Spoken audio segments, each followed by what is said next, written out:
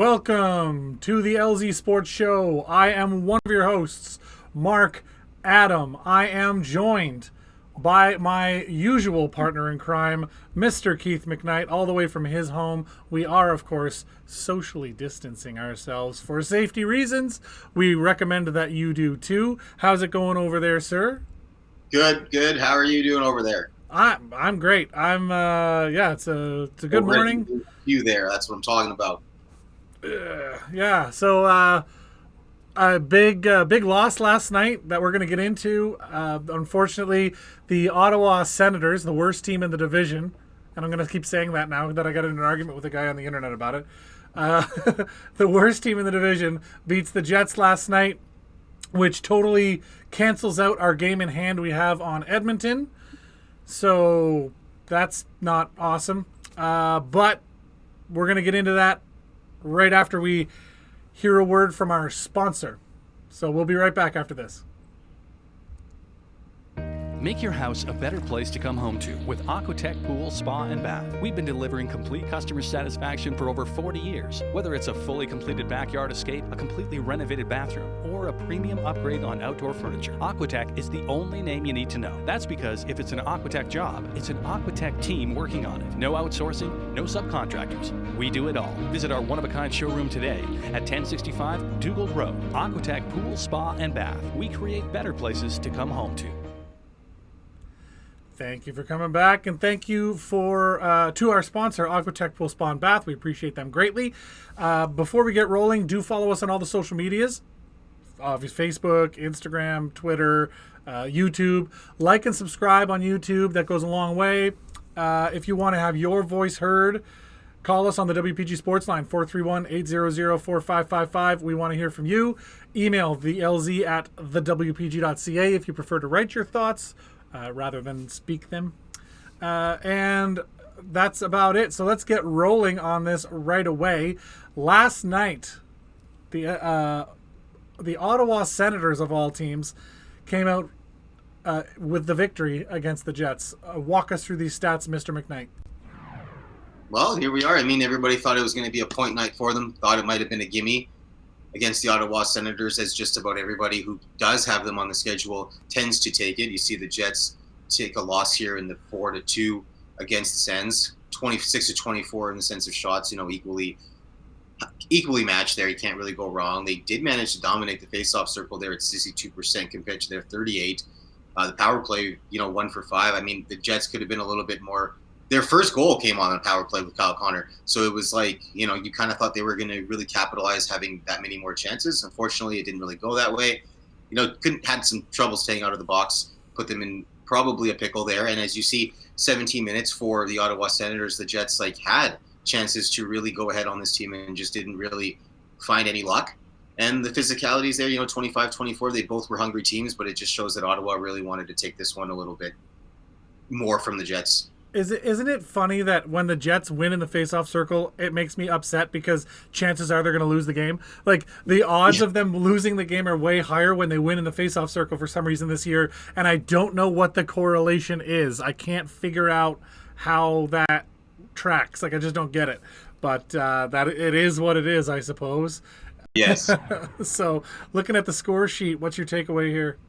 It's crazy that, they had 5 different guys there be able to really get involved. So the puck was really moving around. But, as you see, one of my favorite last names in the NHL there, Tkachuk, managed to find the 2 goals for himself. Then I hate that he scored once, let alone twice. I hate it. It's crazy. And, yeah, I don't know. The Jets just really had a quiet night for themselves. I don't know. And they must have went in there. It was like, hey, we're going to beat this team. We're going to beat this team. And then that did not happen. Well, it's crazy because Josh Brown, I think, has goals in his last 9 games or something like that. Something like that, yeah. Yeah, he's just playing great hockey right now. The Senators' last 10 actually isn't the worst right now. 4-5-1 at the moment. Calgary 2-8-0. So, yeah, I don't know. The Ottawa Senators are starting to sort of figure themselves out, which obviously this year means absolute nothing. at this point. Yeah, exactly. But for next year, it looks promising, and for the next few years, it looks like they're starting to sort of get their legs underneath them and figure out what it means and how to win. So I don't know. They've got a lot of offensive threats. They just don't have the experience with how to overcome adversity yet, and so when they run into some, it's problematic. But I thought Anton Forsberg, I thought he played great hockey in the net for the Sens last night. I think he was one of the reasons that the Jets just couldn't overcome. So, yeah, I guess it sort of is what it is at this point on that front. So, what are you gonna do, man? I don't know. I don't know. It's crazy. It is so crazy. And the playoffs are coming up quick. The Jets sitting in second place. But again, that loss last night negates the game in hand that the Winnipeg Jets had against Edmonton. So now sitting even at 42 games played, as well as the Toronto Maple Leafs, for that matter. And so these records are really sort of starting to tell us what is happening. I can't imagine a scenario at this point, unless something goes crazy. I can't imagine a scenario where Edmonton, Winnipeg, Toronto don't make the playoff. Well, obviously Toronto's got to be in by now, but I think we're really stacking up for a Winnipeg Edmonton first round. What do you think about that? What's your thoughts on that? Going to be very, very exciting for these two teams to match up against each other in a playoff contention, and especially being a first round matchup.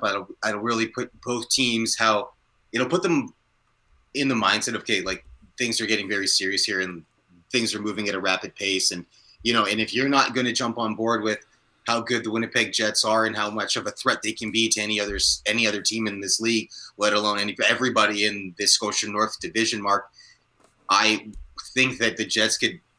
It's easy to say it could go to 6 to 7 games, but there's either team I think can finish it off in 5. Like I really think that's how these two teams can play against each other. That it would go to 5 games, and it would be a tight 5 games though, right? These scores wouldn't be anything out of the ordinary. It'd be like 1-goal games. But I mean, not 1-goal games, but I mean, like a 3-2 W for a team, right? Yeah, I agree with you. I think. You say, like, because they're so evenly matched and they go toe to toe all the time, that 7 games makes sense. But I have the same sense as you, which is like one of these teams is going to dominate, one of them's going to take over, and that'll be that. Once that team sort of asserts itself in that series, I think 5 games is not an unreasonable thought process, regardless of which way it tilts, right? So yes. It's. Just because they're evenly matched doesn't mean it's going 7. Something's got to give at some point, and I'm with you there. I think that'll be an interesting playoff series. Of the other 2 teams that are currently sitting in playoff spots, Montreal and Toronto, who would you rather see the Jets play? Who obviously there's the 3 teams there. Who do you think would make the Jets give the Jets their best chance at winning the first round? Out of anybody, if they were all in playoff position? No, just the top 4. Forget the bottom. Top 4. Okay, so we have out of those top 4, I would go with Montreal, but I don't want to say that they can't beat Toronto either, because they already have. But I think Montreal, it's not a gimme, but they've already shown that they can really dominate that team. And if they have to play them in the first round, okay, that'll do wonders for your confidence. It will do wonders for the momentum, and it will alleviate a lot of like mental thresholds, I guess. Like, okay, like, we know what we're going up against. We know what we can do in the second round now because we just took care of them. I mean, you speak of Montreal beating Toronto. They did last night. So it's not like it's unheard of. The Montreal Canadiens are a talented team.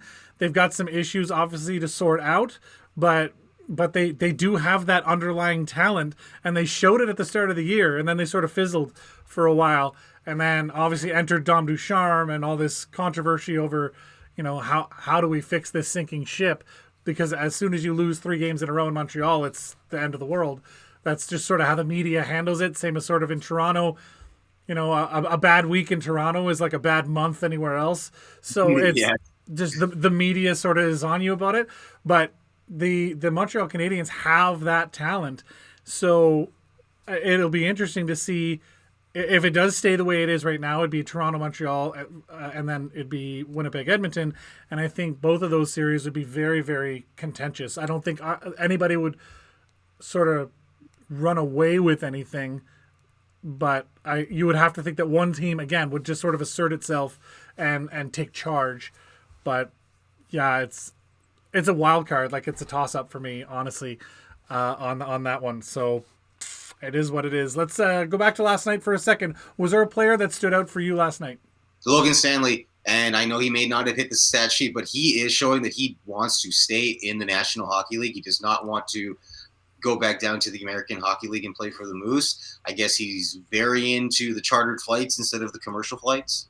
So I know that's probably a nice perk for the young man. But, he's not afraid to drop the gloves. He's not afraid to stand up for his teammates. And his skill set, he's just in the right places at the right time now. He's really coming together very nicely.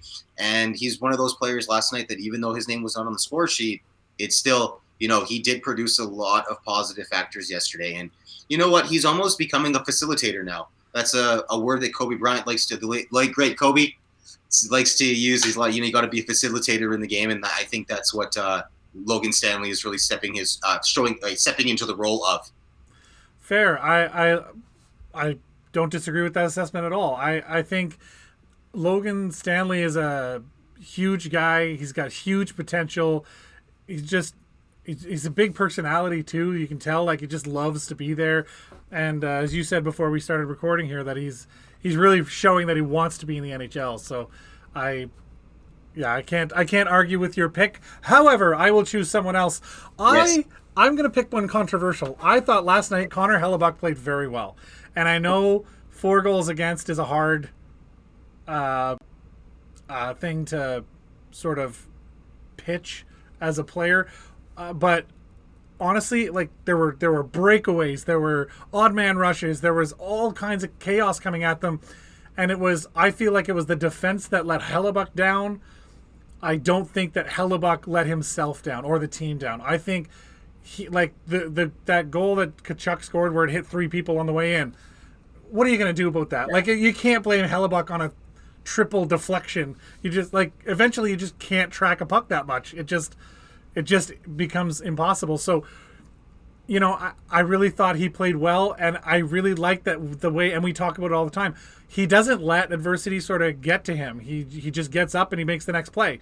So I think it's not time to worry about, should we be looking for a backup goalie now that the trade deadline's done? What do we do? We're stuck with Hellebuyck.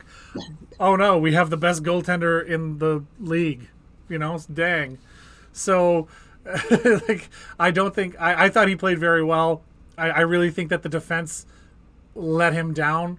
And in particular, and I never crap on this guy, but Nikolai Ehlers, I mean, overall played pretty decent, but he gave away in the second period, within the span of 5 minutes, he gave away 2 very serious pucks at the blue line, which gave away an odd man rush one way and then a breakaway. And one of those guys was Josh Brown. The breakaway was Josh Brown. Luckily, Hellebuyck was there. So, the team just didn't do what they needed to do. It's like we were talking about before the show. Like, I think they walked in there, they expected a gimme, and they just coasted. And I don't like to say that, but I just feel that that's what happened. Yeah. So Paul Maurice is not going to like that for sure. So practice will be a little rougher today, I feel. Yeah, they just didn't. You can tell they didn't take the game seriously last night. Nope. And I like that you picking Connor Hellebuyck, because you can't blame the guy. It's not his fault. Well, you can some nights. Some nights he just has an off night, and that happens. But I don't think last night was an off night for Hellebuyck. I think it was definitely an off night for the rest of the team, in particular the defensive side of things, and not just the defensemen. As I just pointed out, one of the biggest defenders was Nikolai Ehlers, standing at the point doing blind back passes and missing, sending the the Senators the other way. You just can't do that kind of stuff, and especially if you're arguing to be the first power play go, right? Nikolai Ehlers and that crew, they really have proven themselves as the power play sort of go-to guys. But that isn't going to stay that long if they're going to make mistakes like that. You get a little overconfident, especially against a team like Ottawa that, again, while they haven't really been able to get their poop in a group this year, which is the kid-friendly way to say that, Yeah. but like they haven't really been able to do that this year. That doesn't mean that squad is not incredibly stacked with talented players that will make you pay for big mistakes like that. You can't open windows like that for Ottawa because, as you saw last night, they're going to take it. So Yes.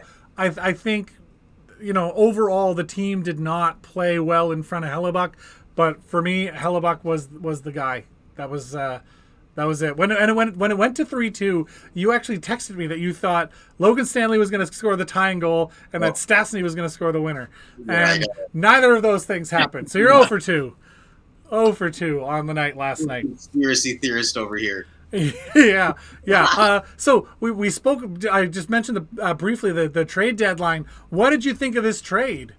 I like it, but when you mentioned that this might be Jordy Benn's last kick at the can, and I said, hey, you know what? He's been through quite a few teams, and he couldn't even really cut it at playing in Dallas with his brother. And that's a big opportunity when you have a chance to play with, like a family member. That's huge. And, if you can't really make it click there with that type of connection, then I don't know. Then he gets sent to Montreal for a bit, spend some time up there. Then Vancouver, he's bouncing around the league. And, if a 6th round pick is what he's worth, that's fine because it's all about picks. Honestly, how about the deal from Chevy? How, getting a guy that, has potential in Jordy Benn to be a nice depth helper on the D line right now. Yes. I like him picking him up. I'm not angry at picking him up. I also am not angry at the fact that we only gave away a 6th round pick for him. So and with the number of talented young players that we have in the stable right now, and how he went about not giving any of those guys away. He didn't give away Sandberg. He didn't give away Hanela. He didn't, Sammy Niku. Yeah, Cole Perfetti. He hung on to all those guys, and I really like that. But now the question becomes, how do they fold Jordy Benn in? So what does the lineup look like now? Yes, and where does he fit in? And I mean, in the lineup standpoint, and he's going to be here to bring in a little bit of experience for the young guys. And, if he's just everyone calls it a rental player. If he's just a rental player, just to help us, push through the playoffs, that's fine. And then let him go sign somewhere else. Or the thing about him right now is that he's a 33-year-old guy. Like you said, he bounced around the league all over the place. I really do think this is his last shot to make it work. And with the way that the Jets play, if you can't make it work here, I think he's just done. I think that's the end of his run. He'll end up in the AHL or worse, I guess. He's got that potential. He's got a goal and 8 assists this year. But I mean, otherwise, he's not got a lot going on. He takes shots. He's got 39 shots on the year. But I mean, his shooting percentage is super, super low. And I don't know. I don't know how I feel about him folding in, because who do you take out of the lineup now? That's my question too. And I don't even want to even name the name. Who, and why? Because for me, you better not pull Stanley in favor of Jordy Benn. No way. That's not the way that Stanley's playing right now. As we've just discussed, you just picked him as your player of the game, and they're going to turn around. And I have a feeling, and it's my feeling. It comes from the fact that Paul Maurice tends to favor vets over younger talent, and he does. I think he recognizes that the team does need a little bit of veteran oversight at the moment. But I don't know what that all is going to mean. But for me, who do you pull? You got DeMello, Pullman, Pionk, Forbort. So Forbort, Morrissey, and Stanley. Who do you pull if you want to play Ben? Yeah, it's going to be tough. Right? Yeah. I mean, for me, I pull DeMello. That's my choice. I pull DeMello. And nothing against DeMello. He's actually playing a lot better hockey recently. But for me, he just doesn't make enough smart decisions to be the guy that gets to stay. Exactly. But No, that's how I felt about Beaulieu. And unless Beaulieu got hurt, which happened, he wasn't going to get pulled. No. And then that was serious. Oh yeah, I forgot about him. See, this is even as like a reporter writer for the Jets on behalf of the WPG magazine. You almost forget that Nathan Beaulieu was even playing here. You know, I feel like a true sports GM. It's like, oh, he's injured. All right, see ya.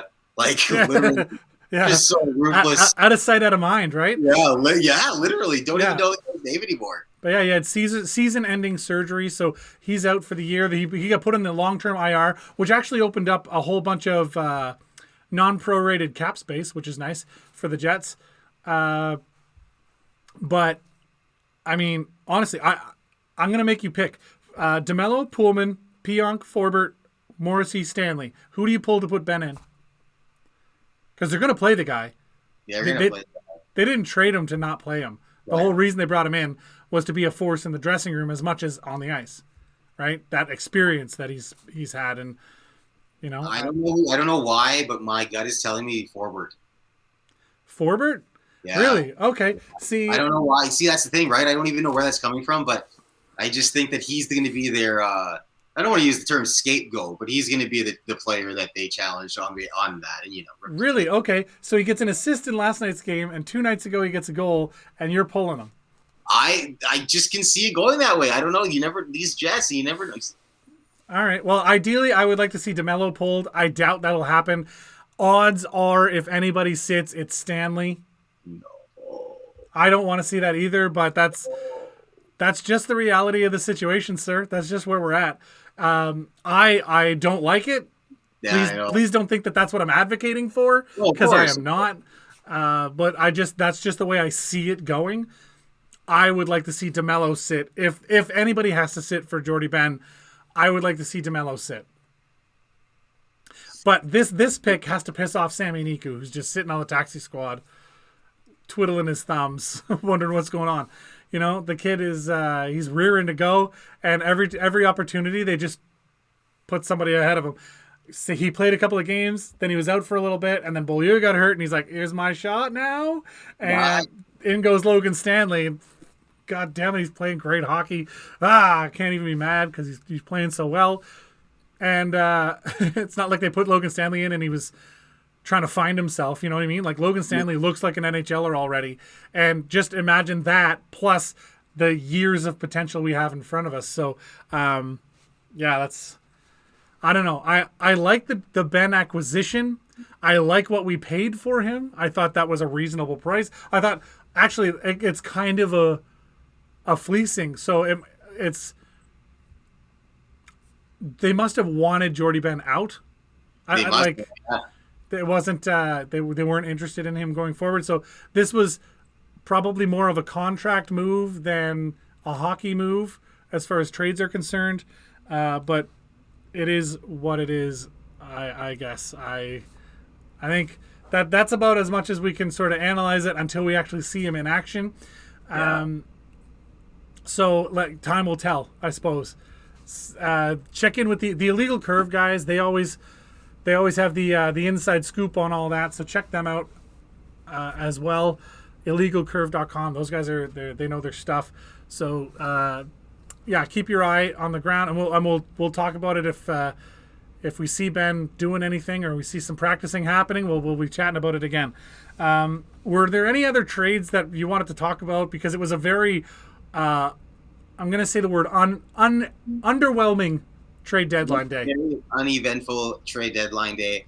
And it's weird because as I'm getting, more involved, covering hockey and stuff, you learn things about, I saw this one video a couple of years ago with trade deadlines, and they say that if you have like a, morning skate or something like that, everyone goes on the ice kind of like on edge, and you kind of wait for to get called off the ice, and that's when you kind of know. So yesterday I was just like, oh man, I wonder who's going to get called off the ice today, on any team. And for who it happened, right? But no, it was a very quiet day. It was just more low-key names, not saying that they're low-key players in the sense they're not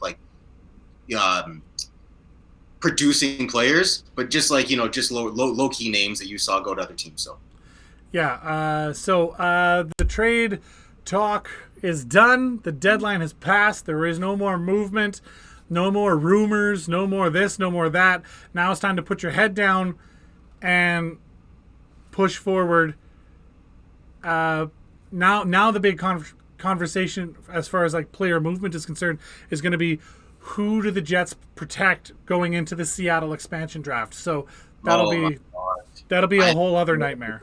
Yeah, that's the thing, right? And if we're worried about Ben, who we're going to pull for Ben to play, it's like some of these guys are going to get exposed in this draft, and I'm already thinking that, like, oh my gosh, like you can see it. I'm actually pondering like who this team is going to have to expose, and it was easier back when Vegas came into the game, because like I think we just knew who was going to stay.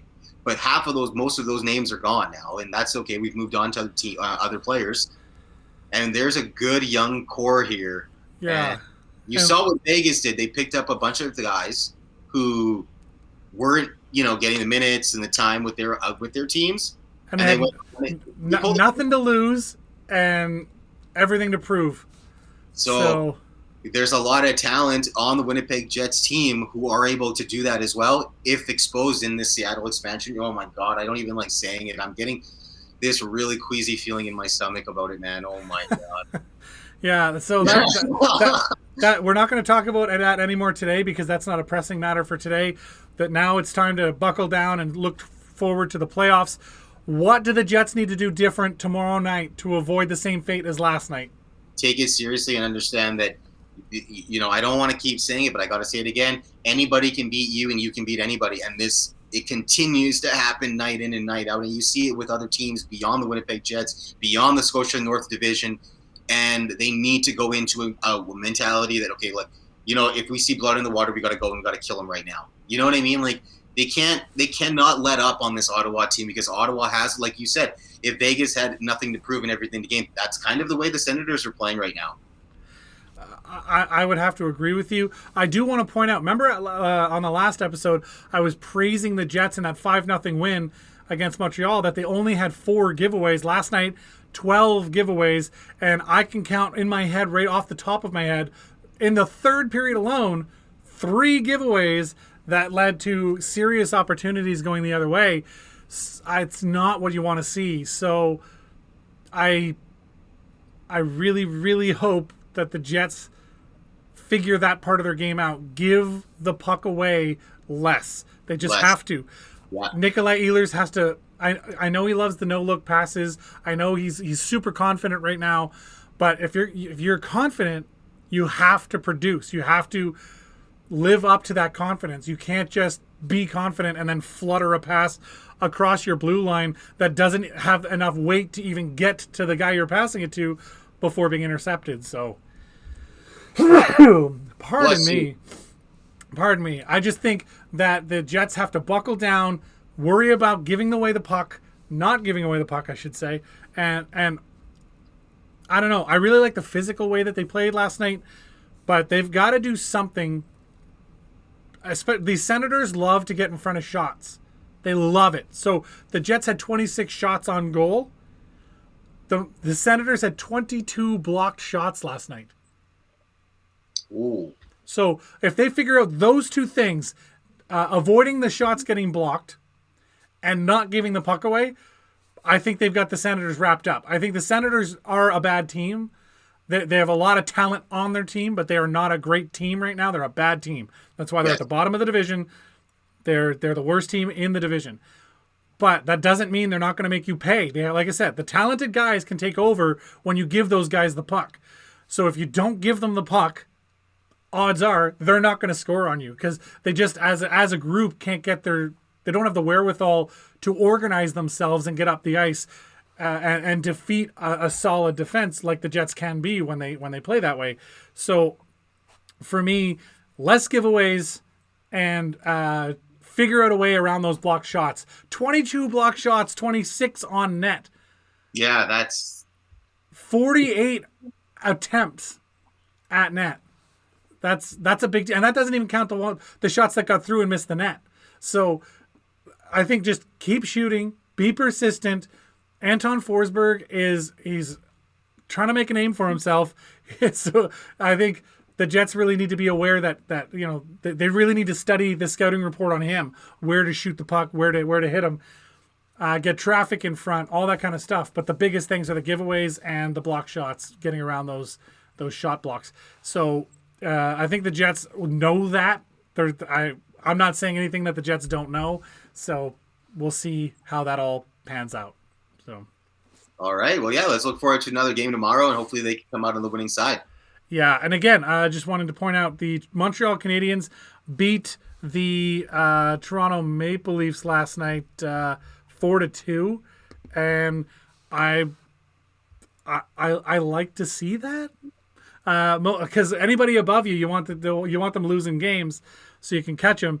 But Thomas Tatar got a goal, Nick Suzuki scored, Josh Anderson scored. Tatar actually ended up with 2.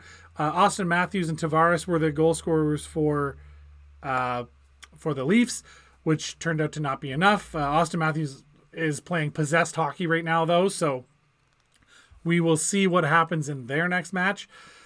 For now, I think really when it comes down to it, looking at the league as it is right now. Sorry, I'm just going to jump back here to my league standings. How good are the Colorado Avalanche, by the way? Oh, they're on fire right now. Oh yeah, on fire. I'd skate like Nate McKinnon. I'd be an MVP in my league for sure.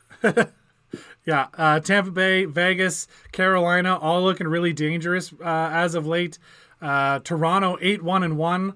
They lost that game last night, but that was their first loss in 11 games. The first regulation loss in 11 games. That's pretty crazy. That is pretty crazy, actually. That's something you really got to think about, right? It's a lot. So the Washington Capitals making a name for themselves. The Islanders are in the mix. I like it. Florida's still floating around the same spot that the Winnipeg sort of sitting. It's going to be an interesting playoffs. I got to tell you, the divisional matchups they look really good right now. If the playoffs started today, Colorado would be against St. Louis, and I think Colorado would absolutely decimate St. Louis. And then in that same division, Minnesota would play Vegas. You'd have to think Vegas wins that. And then that becomes the matchup. Vegas, Colorado. Coming out of that division, who do you got? I got Colorado. Colorado? I got Colorado too. Yeah. I'm not even going to argue with you. No. In the Discover Central division, Tampa Bay versus Nashville, and then Carolina versus Florida. I would say Carolina beats Florida. And I'm going to take Florida. I'm going to take Florida over them. Okay, but I'm taking Tampa Bay over Nashville. Tampa Bay. Oh yeah, definitely. Okay, Tampa Bay, so then I've got Tampa Bay versus Carolina, and I think Tampa Bay takes it. You've got Tampa Bay to Florida. Who do you think comes out of that division? Florida. Really? Okay. Yeah. I disagree with you wholeheartedly, but I respect it. Why? Brady Kiefer. I got to go with the hometown talent from Cross Lakes First Nation. He's the finest one right there. And then also a huge fan of Mr. Pat Shea Hydrated, giving him a plug here on the LZ Sports Show, University of Maine product. Also, the goaltending coach from University of Maine, where Brady Kiefer and Pat Shea went to college together, is from also Manitoba, Mr. Alfie Michaud. So look him up as well. And they just found, look at the circle of life. It's called destiny. They both went to college, and they play in Florida together, Mark. How great is that? You know far too much about the details behind the Florida Panthers. Oh, yes. And then Anthony Duclair is there for sure, my boy. Yeah, that's so I'm thinking you're maybe a secret Florida fan, and we just didn't know. Is their coach. He knows how to beat teams. It was like, when the Islanders, when Barry Trotz, oh my God, another Manitoban right there. Barry Trotz left the Capitals. He's like Ovechkin's kryptonite. He's the only guy that can beat him. And then the Islanders went and beat him. Speaking of Ovechkin, the Mass Mutual East Division, Washington and Ovi will play Boston if Boston can manage to hold off the Rangers. So Washington, Boston. I got to think the Washington takes that. I'm gonna think. You know what? I don't know Boston right now. I don't know. It's tough. But Taylor Hall took a slide over there, but he's been the death of a few squads before. So yeah. I mean, he went from Edmonton, that didn't work out. He went to the the Coyotes and the Devils, and Devils. those are all dead franchises. Buffalo, dead franchise. To be fair, some of them were dead before he got there. But the meme I saw on the internet was him walking into a Boston room with all those other rooms open, and he's dressed as the Grim Reaper. So I thought that was hilarious. But and I like Taylor Hall. I think he's a great player. I do too. I shook his hand in the press box, and I said, "You're the only reason why I came up to the game today, because I knew I'd get to meet you." Oh, there you go. So that's kind of funny. But yeah, I think like he's a great addition to that squad, and I think one of the big deals for him is not being the guy that all the pressure is on. No, he doesn't deserve that, because that's what it is, right? You know what? Forget about him being like, killing all these franchises. He does go into organizations like, oh, we got Taylor Hall. Okay, like we're gonna be the best. Like he's gonna turn this franchise around, and that's not fair to the guy. Right, and I agree. But then he went into Buffalo, where he Taylor Hall considers himself a lesser player than Jack Eichel, saying Jack Eichel's a better player than I am. But then you gotta it's rough Very rough when you're that talented, but.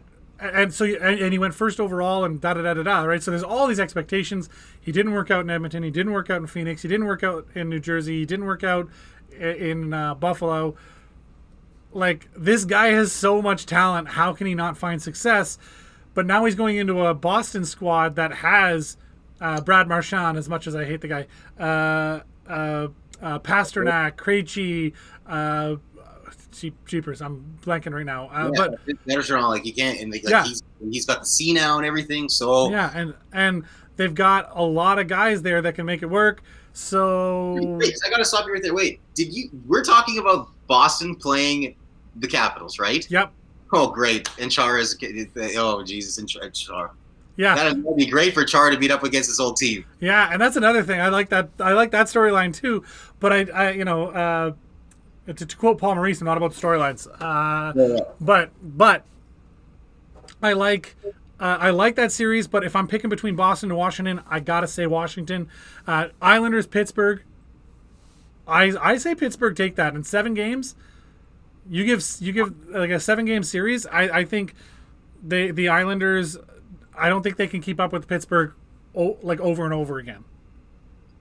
I don't think so either. Also, I know you didn't really want to talk on this, but if Matthew Barzal just signed a contract, like more of a bigger extension, I believe, and when you do sign a contract extension with a team, can you still be exposed in the draft? Because yeah.